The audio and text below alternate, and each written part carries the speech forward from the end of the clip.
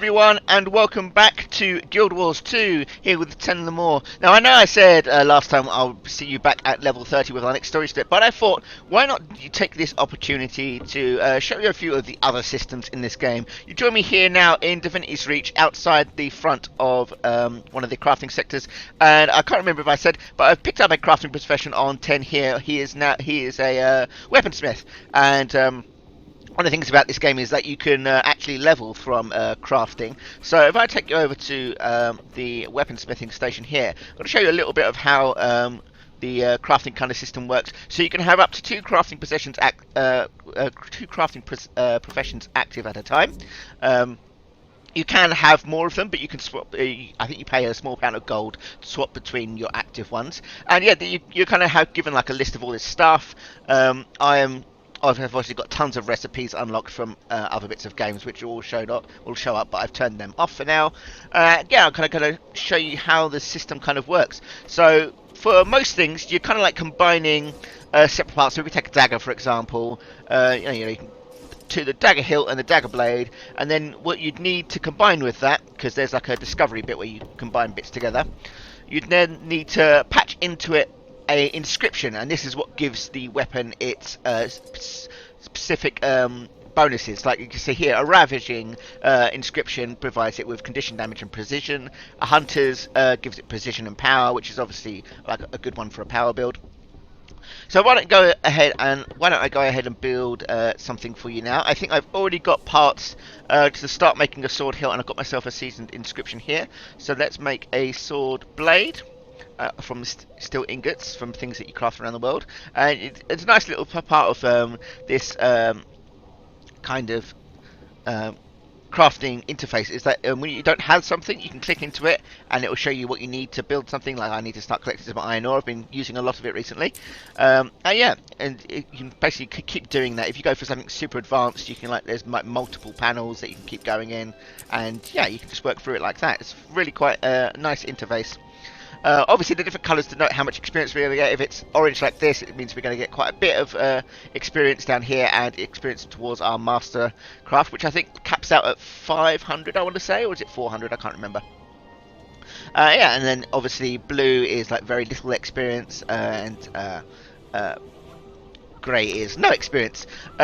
We'll find once you start doing this, that once you've done one lot of stuff, you will quickly run out of things that will grant you experience, and this is where the discovery table comes in. This is where most of the experience is gained, because you don't get straight up recipes for I don't know, like what was that thing before? You don't get straight up recipes for a ravaging steel sword. You have to discover that, and that discovery is where most of the experience comes from. I'll show you what I mean. So I've crafted a hunter's seasoned, and I've got the hilt. Let me craft a blade. And there we go. See, they've got a little bit of crafting XP there. That is also boosted by things like boosters. In fact, I think you can get almost 10 levels out of crafting alone, which is not bad. We'll go over to the discovery page, and we can ignore the rest of this stuff that I've collected on the account. And we're going to combine the sword hilt, the sword blade, and the hunter's inscription. And you'll see down here we need a required weight of 150. We're 164 in this, and it's a new recipe, so we'll craft that. Gives us a bunch of XP up there. It gives us a little bit down here. You can see by the whited out stuff. And we've discovered the recipe for a hunter's steel sword. Now it does require level 40, which we're nowhere near. So obviously my crafting is way beyond what I can actually get. But yeah, basically that is the crafting system, and it more or less works like for all of the different professions where you have. So let's walk around, shall we? We have weaponsmithing there, which is things like hammers, swords, blah blah blah. There's artificing here, which is things like foci, and I think you can get staffs of this, and scepters and things like that. Huntsman is for bows and guns and various bits like that. Around the corner you can see there is a leather workers station around here, which is obviously for your medium armor places here. Yeah, leather workers station. On the other side, there will be the others as well, such as jewelers and armor smithing. There's cooking. There is what are some of the other ones? you can see just up there, dueling station, an armor smithing station, stuff that you can buy gathering, a tailor's, so that's your light armor, and then your cooking there. So there's your all your professions in at the base here of at Divinity's Reach. Every other city, so places in other places around the world, and one of the main big cities where everyone kind of seems together, also has a hub there where you can do all your crafting. And yeah, so that's the crafting system. There's also a few other things I'm going to show you. Things that with 10 would have experienced over in Kessex Hills. So I'll see you there. Right, so first off here in Kessex Hills, we're at the Greyhoof Meadows here. And this is a somewhat unfortunate part of the game, really. All these ruins, this used to never be here before. This, in fact, we've actually kind of engaged in some sort of a time travel thing in the way of 10 story. So you can see our story, our living world story. It's where is it? It does say somewhere. There we go. 1325 AE. Now, if you notice, when we go to other parts, it's got 1326, 1327. So the years have gone on during the various bits. Well, basically, this stuff all happened in this Scarlet's War section in the 1326 to 1327 era, and it's part of the story of how this is developed. Like, once we've finished this main story quest, once we've gone all through that, we'll then advance to the next part, and then Living World Season 2, then the first expansion, and stuff like that. Thankfully, for these other Living Worlds, they haven't actually changed the world too much. However, when they were doing this whole new idea for Living World, this dynamic story that evolves the MMO over the time, they did do wild sweeping changes to the land, much like in Cataclysm did to World of Warcraft, and it did change large parts of the world, like there's some things in the Shiver Peaks that shouldn't be here in this timeline, and to this day there isn't really any way that you can really replay through some of the Season 1 stuff. Some of it is available in another place later on in the game, in the Eye of the North, up here. But that's only through something else, which we're not need to go into right now. But you cannot play the whole entirety of Season 1. And this is something that occurred. This whole thing is something that occurs during Season 1. There's like a big tower. And it's just a real unfortunate part of this game, how they've not managed to figure out a way to do Season 1 properly, and really just put it back into the game. Once we get to that part in the story, don't worry, there is stuff that I have in mind, and stuff that the game does to kind of bring you up to speed on the story, because it is super important for things as we go forward. But yeah, this is just one of the many large places around the world that has been changed by Scarlet's War, or Living World Season 1. And yeah, that is one of the first few things I'll have to mention here. Let's head over to somewhere else where perhaps there will be a new experience for 10 here. Okay, so as we're running down the hill here at Mermoot Hill, 10 will find something that he's yet to experience, perhaps a race he has not really encountered before. You can see the stuff of it over there. Let's just kill this bandit.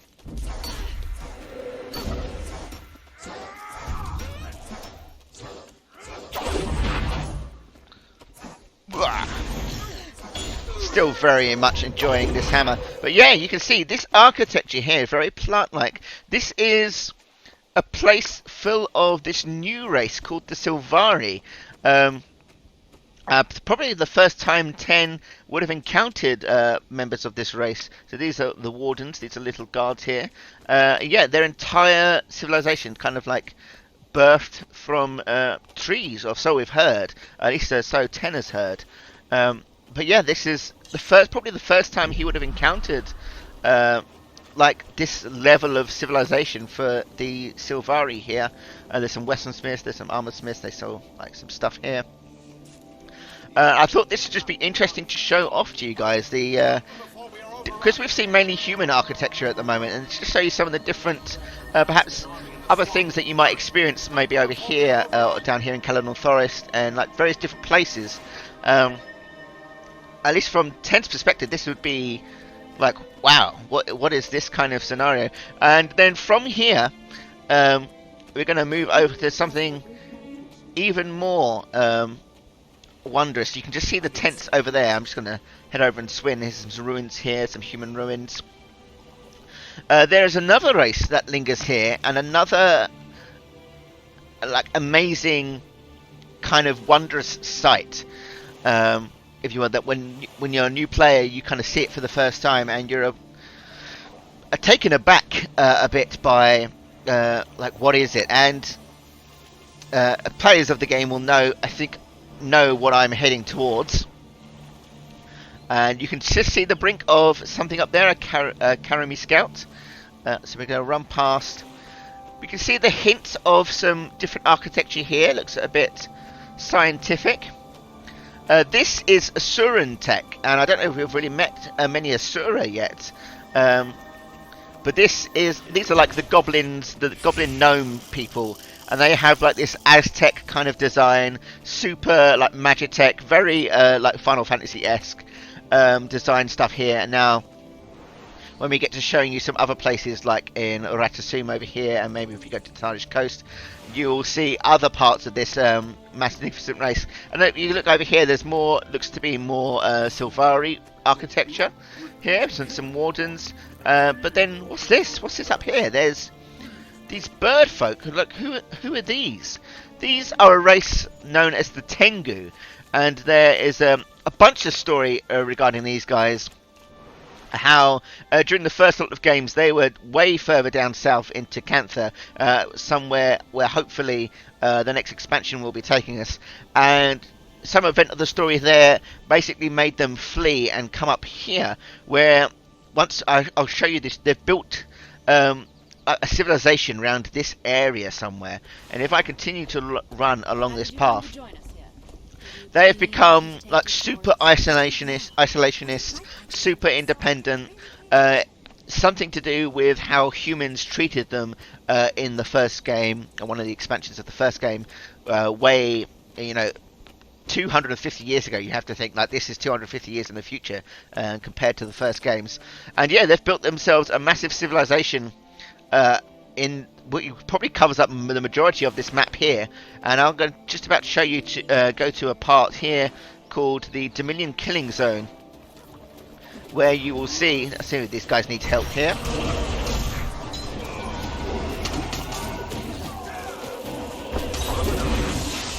There we go. Help them out a bit there. That was a guild mission I think they were doing there by the looks of things.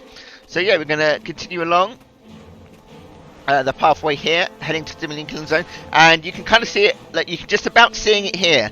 Imagine like 10 seeing this massive construct for the first time. It is what it kind of looks like. It is basically like the game's Great Wall of China. It is a huge wall that extends around everywhere, and I'll run towards getting a bit closer, but it runs around here. It goes all the way around here near to Lion's Arch over here, which is another city. You can see bits of it there. All along here, it's on the edge of Caledon Forest. It is absolutely huge, and to this day we have not been able to go inside. It's called the Dominion of Wind. To this day we've not been able to enter there. There's been a recent story point where we've been pretty close, and we've like helped some of the Tengu. There's a lot of rumours at the moment about perhaps the Tengu becoming a playable race in the future to help bring in some new players. But just look at the size of this huge wall, and if I end up going to Caledon, which is, I think, it's the best place to see how big this place is, you will get a better view at how massive this wall construct is. This is just, yes, one of the many sites that Ten would have encountered here, along with this next thing, where he would have fought these creatures known as destroyers. Now, you probably may have heard the stories about one of the many dragons that is around at the moment. These are the minions of Primordus, which are as you can probably tell, the fire dragon. And he was supposedly the first one that awoke back during one of the days of one of the first games. And Primordus Rising is actually one of the reasons why the Asura have kind of rose up from where they are, and it's the reason why when the dwarves of the Shiver Peaks have gone back underground, they've kind of just disappeared. It's because of Primordus rising up and causing these kind of fissures everywhere.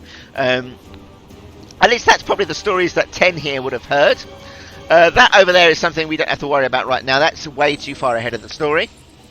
But like you can see in the background, the Dominion of Winds, a wall there. There's another Tengu up here that we've had a heart event that we did things for. And you can see like these doors here where you're supposed to be able to get in, but yep, you cannot get in.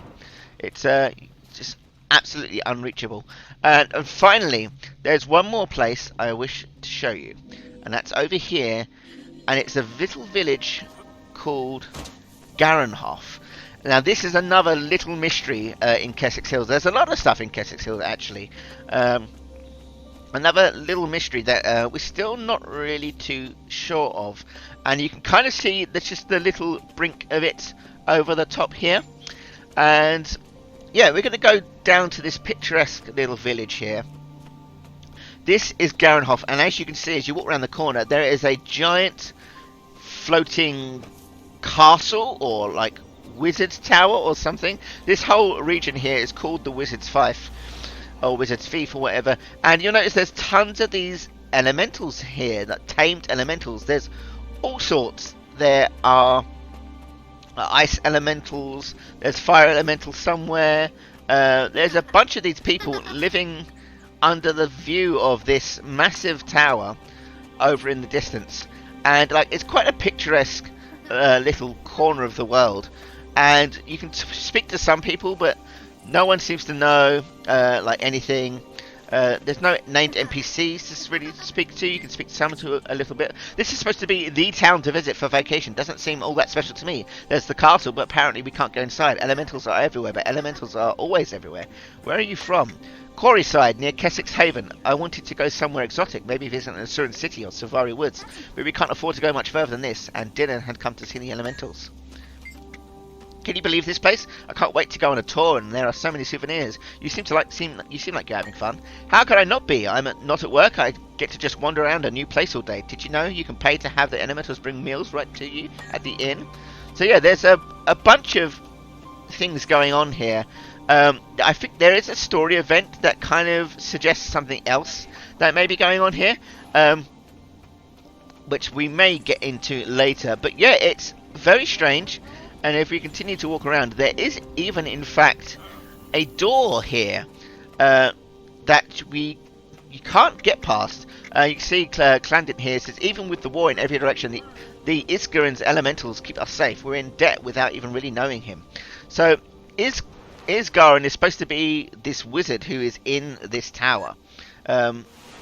No, we've never seen him. We've never been able to go inside the tower. But yeah, so doesn't this guy worry us some? But he's never given us reason to doubt his intentions. The more we depend on him, the more he comes through. So yeah, it's a strange mystery. Long ago, it was wondered if that would be like one of the first raids, because raids are relatively new. Or maybe it was meant to be a dungeon. Even now, nowadays with mounts, you can't fly over there. There is just like an invisible wall in the way. You can see it clearly here on the map. In Guild Wars 1, this was still a thing, but it was in a different place in the world. It has since moved in those 250 years, and this little corner of the world here has been enlightened by these elementals and weird goings on. So yeah, very, very strange place, and very much so a mystery that we to this day still don't really know what it's for. With every expansion in Living World, let's just deal with this elemental, that's someone's hero challenge that they can achieve. Yeah, to this day people still kind of think that maybe we'll end up going there with something. Maybe it will be linked with like the upcoming story, but no one's really quite sure. And there's a bunch of these kind of mysteries all around the place. that hopefully I will get to kind of share with you as we go on. At any rate, let's head away from here and sort of like end this mini bonus episode with Ten here in the Wizard's Fife. And yeah, thank you guys for watching, and we will see you guys next time with the continuation of Ten's story. Thanks guys for watching. Bye bye.